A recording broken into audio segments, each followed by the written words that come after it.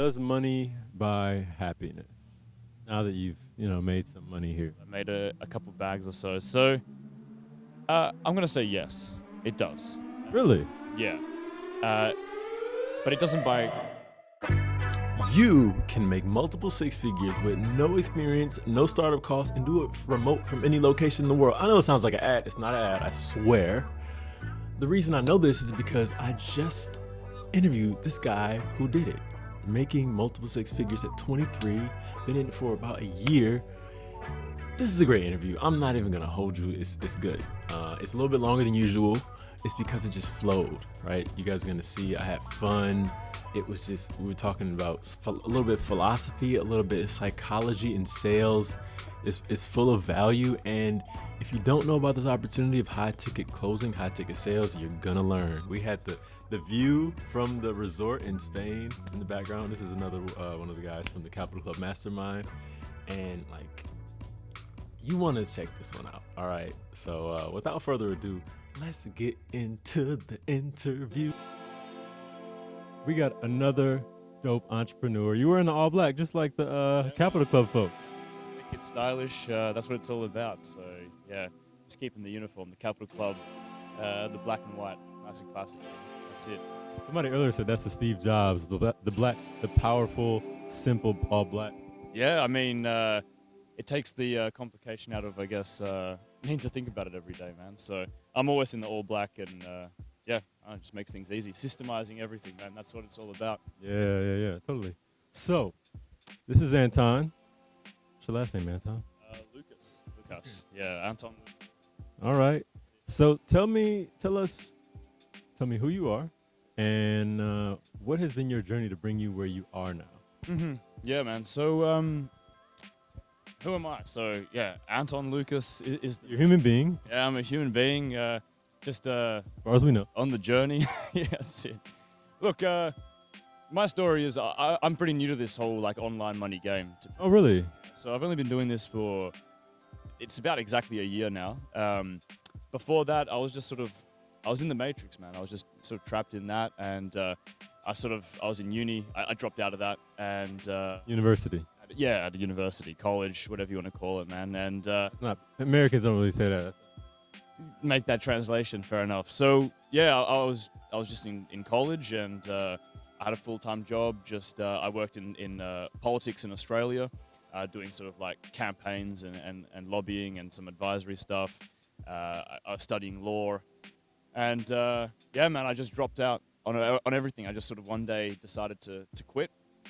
I just didn't feel right about it, and I didn't even have an intention of building a business or anything like that. I just knew it didn't sit right with me, so I just decided to leave it all behind, and I'd figure it out along the way. And that's what's led me now to, into online business and making money sort of remotely and these types of things. So yeah, that's sort of like a little bit of the journey. I work in sales, so I do sort of like high ticket closing and these sorts of things. So I close deals, have conversations all day, and talk to people, solve their problems, man. So it feels great. It's good.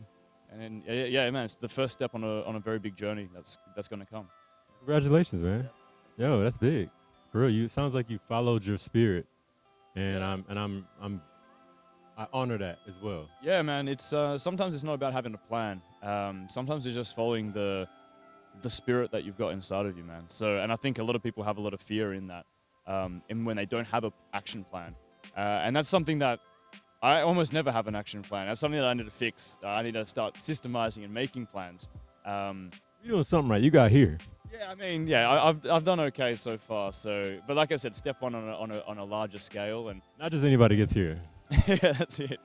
Thank you, man. So, but yeah, I think yeah, it's about sometimes just taking that leap of faith and just being confident in yourself, and just being able to materialize that spirit that's inside you and put that outside. So.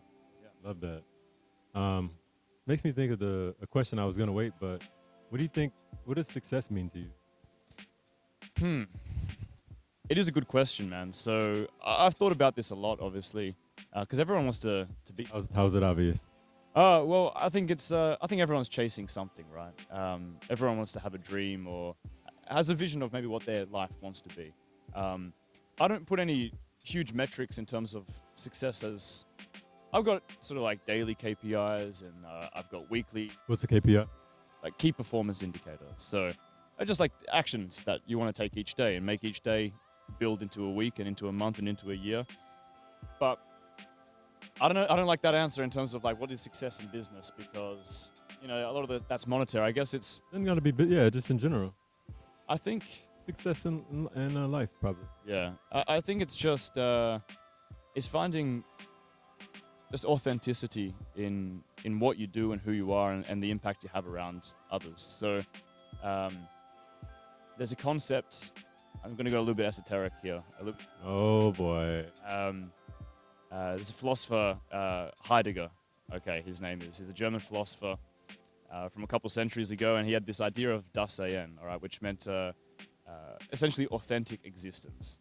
And I've always liked that concept because it's basically being able to manifest an authentic existence, is being able to embody the das Sein. So that means just being able to live each day, like I said, being able to take a leap of faith and use your spirit as your sort of like your guiding force. It's being able to embody that as much as possible, understand that, explore that that spirit, and then be able to translate that into some sort of impactful experience for everyone else around you. So I think if you're able to do that every day as much as possible, that sort of will build up, and I think that's going to give you a lot of contentment, a lot of happiness, and ultimately a lot of success, because you're living your authentic self. And I think that's very important.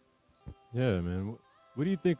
Talking about following your spirit when you're like, I'm attracted to this. I want to do this. My spirit says this, or that might not be the spirit, but that person who's scattered. Like what? That's me. I've sort of. That's actually me too, in secret. Yeah, that's. Look, man. It's I think that's a natural part of being an entrepreneur, and being able to be almost autonomous away from, I guess, just the systems of the matrix, as they say. So, because you're always going to have ideas that I don't know. I like to think of myself as pretty creative. So, you're always going to have new inputs, and you're always going to have new, just sort of data sets, as Luke says, in terms of where you want to go. And you're going to, as you accumulate more information just from your conversations, your experiences, you're going to have new things that come in, and that's going to alter your pathway. I think that's natural. I think that's why it is important to have long-term goals, and then being able to break that down, but be able to pivot as necessary, and be open to new opportunities, new skills, new people. And I feel like when you're a beginner, it's okay to change and to pivot, as long as you're putting 100% into it. I know a lot of people, you shouldn't pivot just because things are getting hard. That's not the reason. But if you're pivoting to expand your horizons, I think that's an okay thing to do. And maybe I'm wrong, man. I'm a beginner in the grand scheme of things as well. So I'm still learning and trying new things. But I don't think it's a bad thing to learn something new and experiment with something, because it might be something that's calling to you, man. So why not just take that chance and take it 100%? So how much, just for context, like how much have you like done in revenue, just so people get a sense if you? Yeah. So in sales, I actually don't have an exact number, but it'd probably be hitting, well into the hundreds of thousands of generated revenue at this point. I've worked in a few different sort of metrics of like sort of commission and rev share and all sorts of things. So, did you explain your business and buzz on that? Yeah. So basically, I'm a high ticket closer. So a company will hire me to close deals. So they'll have leads that come in, and they need solutions. They've got problems, and the owner of a product or an offer wants to be able to provide that solution. So it's about, my job is essentially to see what their problems are and see if it's a good fit if that solution's a good fit for them, and sort of close the deal and set them up and do these sort of things. So I mean, it's easy. It allows you to be a sort of like a remote worker, have that sort of freedom, and it gives you a lot of cash flow, and then you can explore building your own offers, your own opportunities, your own businesses and things. So that's my plan. I've been doing high ticket closing now for about a year, and that's granted me two major things, which is sort of location and time freedom, and cash flow. which are obviously very important things for you able to experiment with, new ideas and be creative in business. So It's phenomenal. giving me a lot of capacity to try new things, and which I've done. So the next year will be, a lot of business building and utilizing the skill of sales and the skill of communication to build my own offer and things like that. So yeah. That's tight. And what stands out to me is you're the person who's got started, like you've had the shortest journey and you're here. Everyone else that I've interviewed is like, yeah, 3 years ago, 7 years ago, 5 years ago. So like, I'm gonna hold this. Thank you, man. Look, it's a good point, because although I've been doing it for like 100% for a year, I guess in my heart I've always had that sort of entrepreneurial, sort of like hustler spirit, as they say.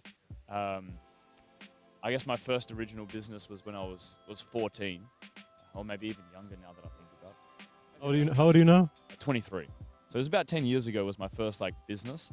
I won't go into the specifics of that. I'll keep that a little bit of a secret. But throughout high school, I was always a bit of a hustler, and always on the lookout for opportunities to make money, and just sort of slide yourself in where money is moving. As Luke says, that's very important. That's one of the best ways.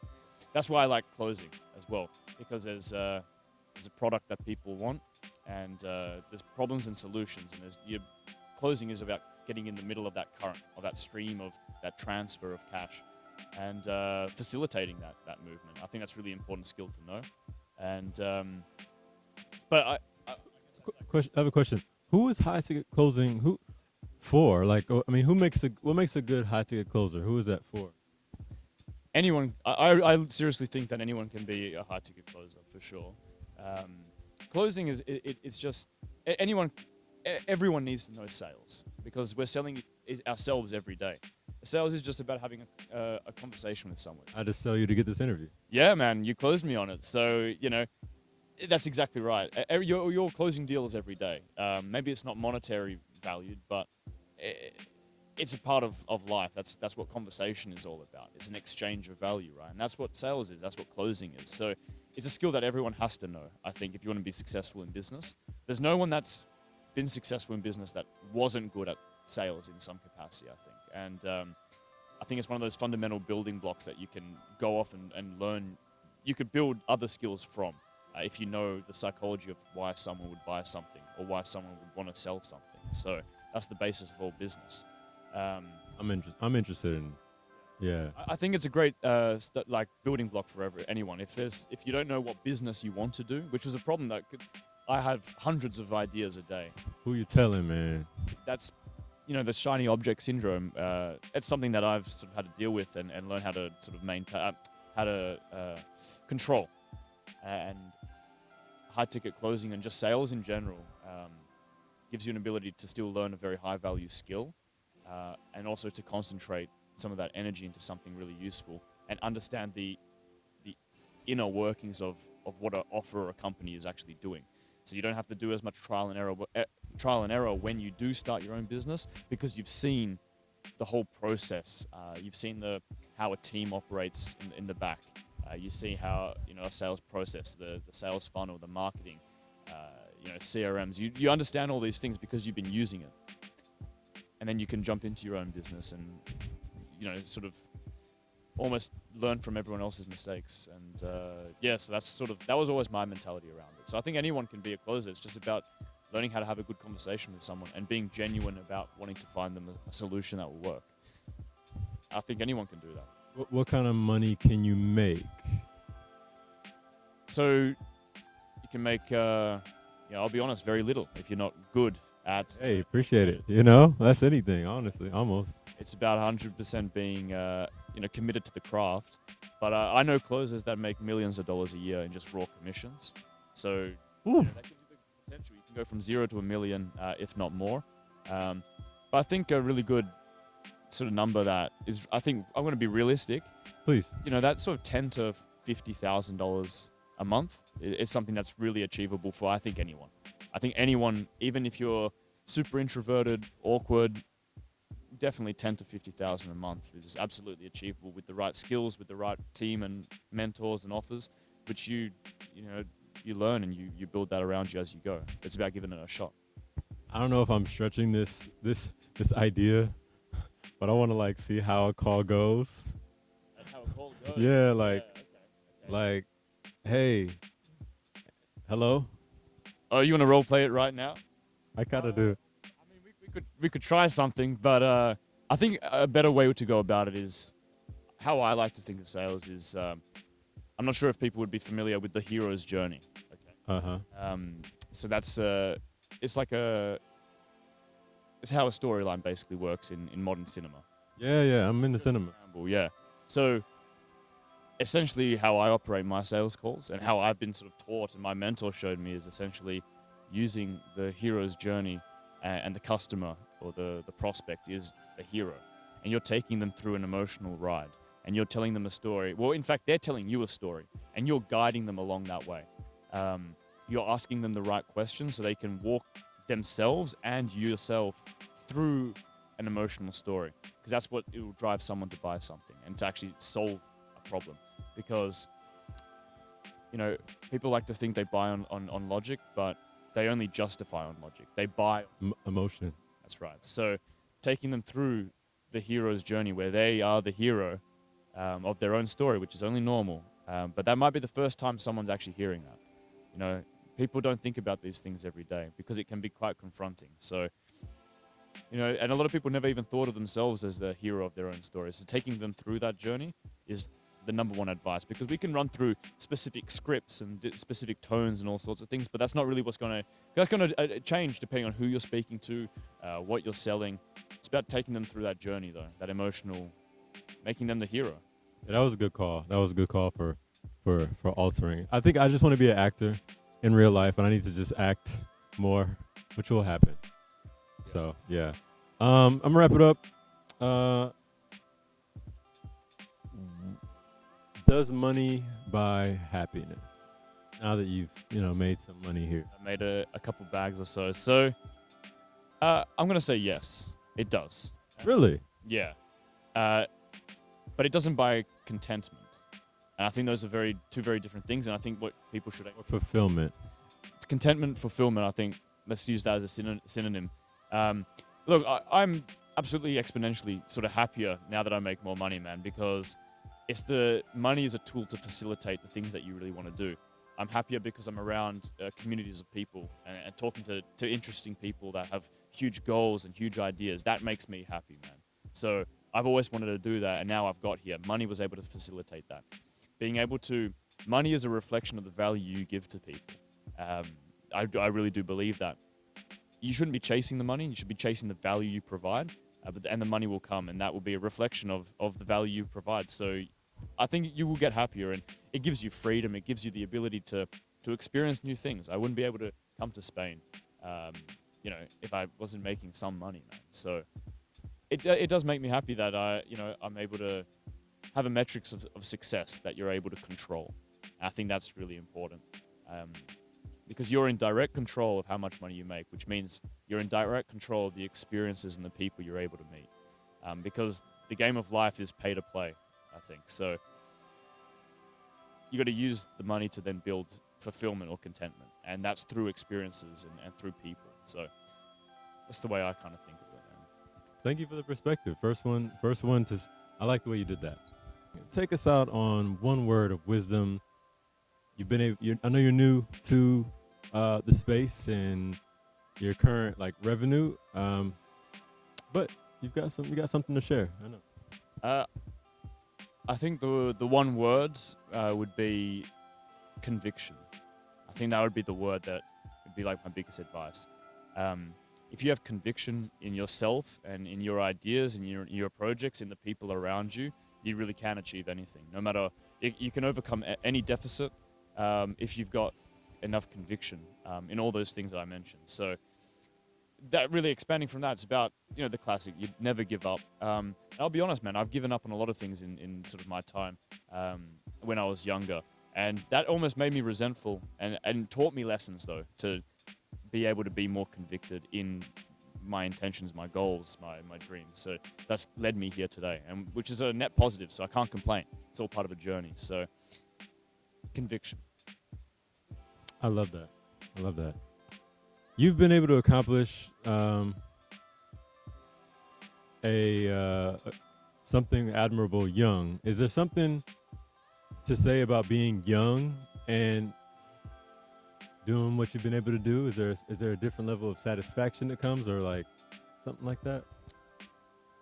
No, I think age has never really played a part into it, man. I actually feel old compared to a lot of people. Really? Yeah, man. Like, there's some killers here just today. You've seen like Sure. 17, 18, 19. I remember when I was 17, 18, you know, all I was focused on was hitting the gym and you know, chasing girls and having a good time and Being a 17-year-old. yeah, man, which is nothing wrong with that, but No, of course not. everyone's got their own journey and these things. So, but age, I get no satisfaction on being a young guy making money. Absolutely not. It's not really. Yeah, I feel like after speaking to so many people that are, you know, a generation ahead in their 40s, 50s, 60s, and beyond, they never think of themselves as old. And I think, you know, even on reflection myself, I still think of myself as just out of high school almost. And I've got my full life ahead of me, which I do, but there's also 6 years that have gone past, and they go quick. So that's why it's important to have that conviction and put 100% in whatever you do. Even if it might be even if it ends up being the wrong path at that time, if you put 100%, people will recognize and will open new doors. So, yeah. I mean, being young, it's always an advantage in terms of the energy and the time ahead, but you're never guaranteed with how much time you've got. So utilize every second to maximum capacity. It's as simple as that. I love that idea of just dissociating from age, and I think you're as young as you think, as you see yourself. In your heart, man. That's the biggest thing. You're as young or as old as you think and feel. So, you know, if you're taking actions every day and you're in a perpetual motion, you're going to feel younger, 100%. That's the law of physics, man. The faster you move, the slower time goes. So if you want to stay young, you know, stay busy and stay productive. I'll leave it at that. Anton Lukas, ladies and gentlemen, any final words? Thanks for having me, first of all, man. This is the first time I've done like a podcast interview, man. So it's a leap forward for me. It's definitely a goal in my sort of like near future to do more things like that. So I'm happy I did one of my first with you. So Bro, of course. Thank you, man. Absolutely. Good job.